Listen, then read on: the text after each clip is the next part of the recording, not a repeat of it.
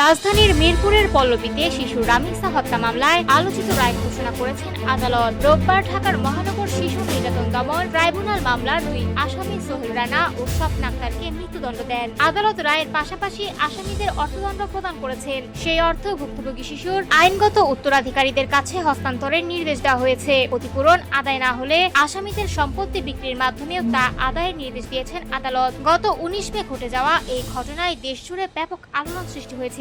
অভিযোগ অনুযায়ী প্রতিবেশী দম্পতির বাসায় যাওয়ার পর নিখোঁজ হয় 8 বছর বয়সী রামিসা। পরে তার মরদেহ উদ্ধার করা হয় এবং ঘটনাটির তদন্ত শুরু করে আইন শৃঙ্খলা বাহিনী। তদন্তে সংগৃহীত আলামত, ফরেনসিক পরীক্ষার ফলাফল এবং সাক্ষীদের জবানবন্দির ভিত্তিতে আদালতে মামলার বিচারিক কার্যক্রম পরিচালিত হয়। মামলার শুনানিতে ভুক্তভোগীর পরিবারের সদস্য, তদন্ত কর্মকর্তা, চিকিৎসক সহ একাধিক সাক্ষী আদালতে সাক্ষ্য দেন। বিশেষভাবে আলোচিত বিষয় হলো মাত্র 16 দিনের মধ্যে তদন্ত, অভিযোগ গঠন, সাক্ষ্য গ্রহণ, যুক্তিতর্ক এবং রায় ঘোষণা সম্পন্ন হয়েছে। সংশ্লিষ্টরা এটিকে দেশের বিচারিক ইতিহাসে দ্রুততম বিচার প্রক্রিয়াগুলোর একটি হিসেবে উল্লেখ করছেন। রায়ের পর ভুক্তভোগীর পরিবার ন্যায় বিচার প্রতিষ্ঠিত হয়েছে বলে আশা প্রকাশ করেছে। তবে তাদের ভাষ্য, কোনো শাস্তি প্রিয় সন্তানের শূন্যতা পূরণ করতে পারবে না।